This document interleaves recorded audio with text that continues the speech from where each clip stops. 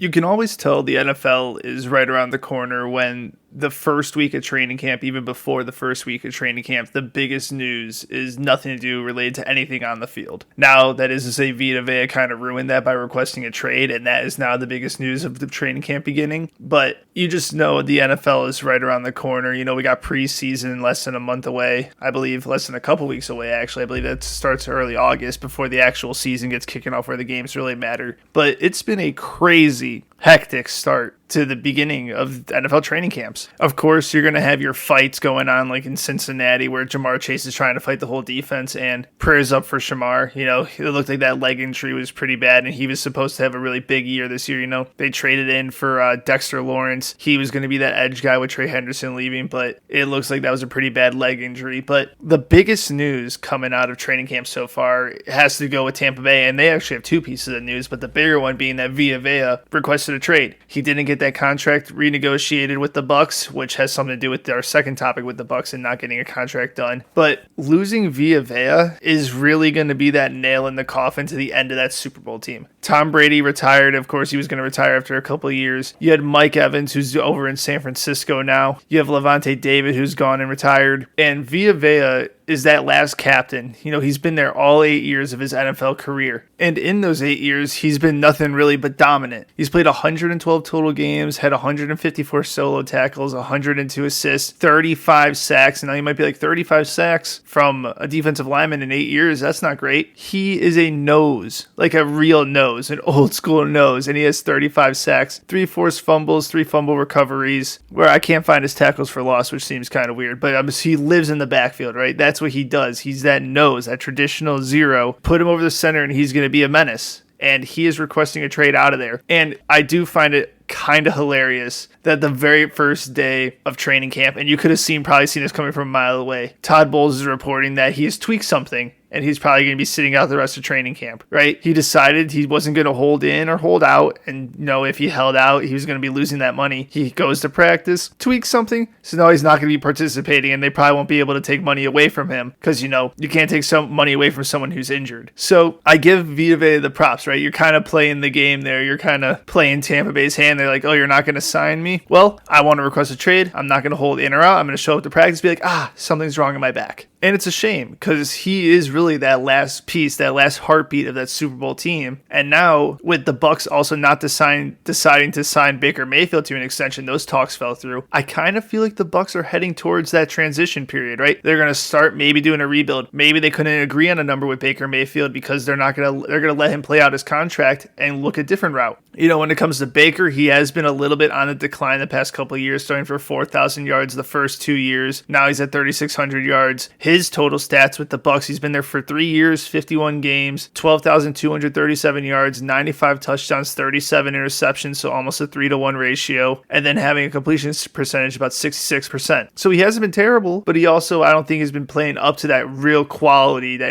of a Super Bowl winning quarterback. And maybe this is the Bucs realizing that, and they're gonna, with Vea requesting a trade, them not getting the Baker deal done, maybe this is a time that after this 2027 season, 26-27 season, we're gonna see the Bucs, hit that reset button and try to build for the future, because Chris Godwin is still there, but he's old. He is old, and he was always a really good number 2, but is he really that number 1? We'll see this year. But when it comes to Vea and the places that he can get traded to, I selfishly, as a Bears fan, come over to Chicago. We have a draft. We have draft picks to give. We need D-line help. We have Montez Sweat, Austin Booker, who I'm very proud about the Bears and Austin Booker because they kind of been developing him over these past couple of years, but he needs to now take that next step up to be that guy that can complement Montez Sweat. We have Grady Jarrett in the middle.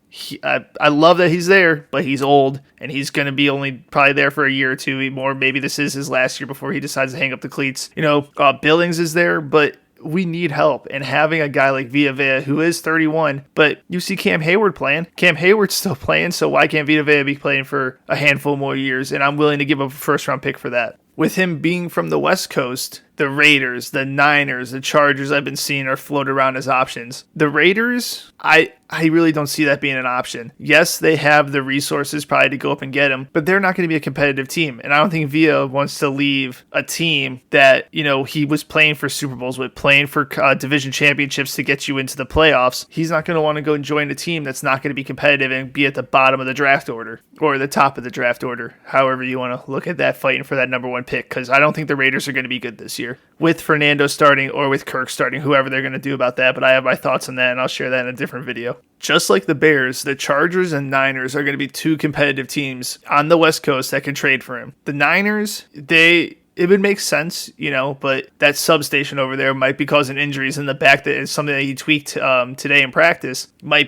be an issue, and he might not want to go there. The Chargers, they just lost their defensive coordinator, but as much as it hates me to say this as an Ohio State guy, Jim Harbaugh, not a bad coach. So I could see the Niners and Chargers, being an option for him, kind of closer to home, competitive teams. If the Rams somehow manage to trade for this, even though they don't have any more picks to say F them picks, that's going to be absolutely insane. But the Niners or the Rams probably can make it happen. But I want to see him go to Chicago. That's where I think would be the best place for him to go.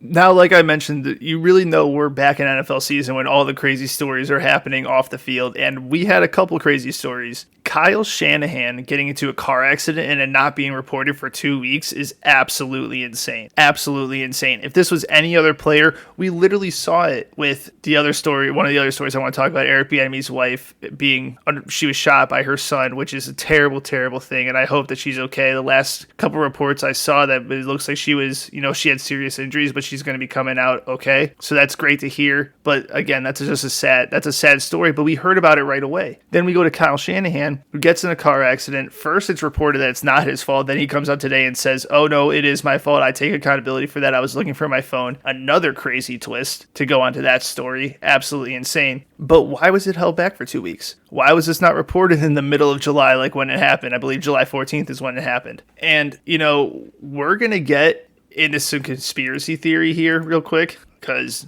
that's the only fun way to talk about things like this. Earlier in the year, the NFL, with giving ESPN some of the rights to some of their streaming stuff like NFL Network, NFL Red Zone, things like that, they got a 10% stake into ESPN. So is that a reason why this didn't get put out until then? They're like, hey, we own 10% of you. We are going to give you guys a lot of the stories, but that means we don't want you to come out and say those stories. Because a lot of the tweets that we've been seeing when this first got released were from ESPN or ESPN insiders. So does that factor of them having a stake in that company that's supposed to be reporting on news, and I'll clarify this right now. I am not a journalist. I'm not a reporter. I'm literally just some guy talking about sports and just what he thinks about it. So I have when it comes to background and any of that stuff, none of that. But I have seen a lot of people get mad about it being 2 weeks later and you're just holding that information, which is absolutely insane. Insane. And now for a story that's becoming a really big meme on the internet, and it's with one of the most memeable guys in the NFL, Tony Romo, and getting arrested for his DUI.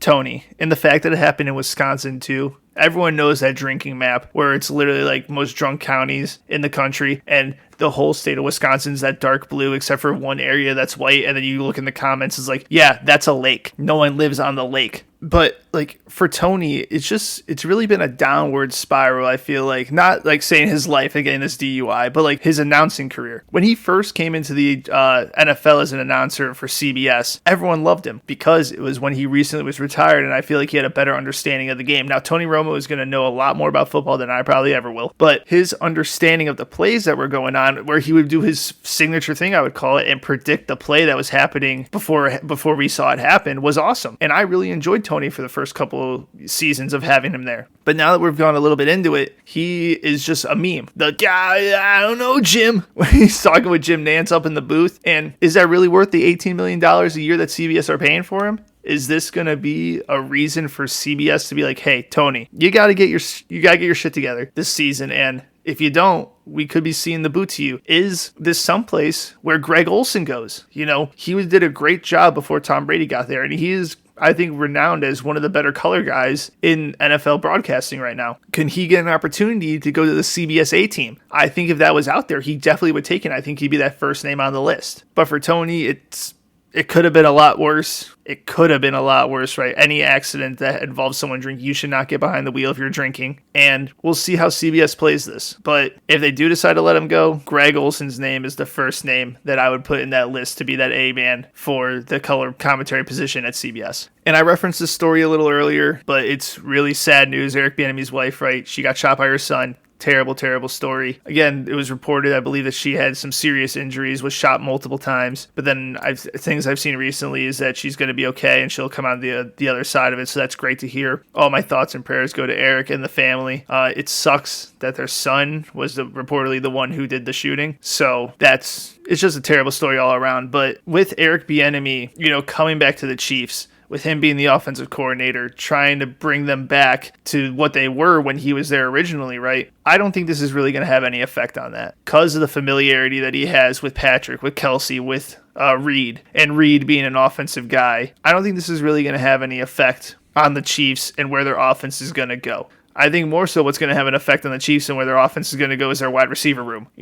Xavier Worthy hasn't really developed. Hollywood Brown, no show. I don't even know if he's on the roster anymore, right? You got Kenneth Walker, who's going to be a great addition to hopefully, if teams are more committed to the run, have to play the run, it could open up an Xavier Worthy using his speed down the field. But Eric Bieniemy, he's going to get there when he's done spending time with his family, making sure everything's okay. And I think he's going to bring some more seriousness back into that room and try to, get on these guys to make sure they get back to being the Chiefs way. But the NFL is back, baby.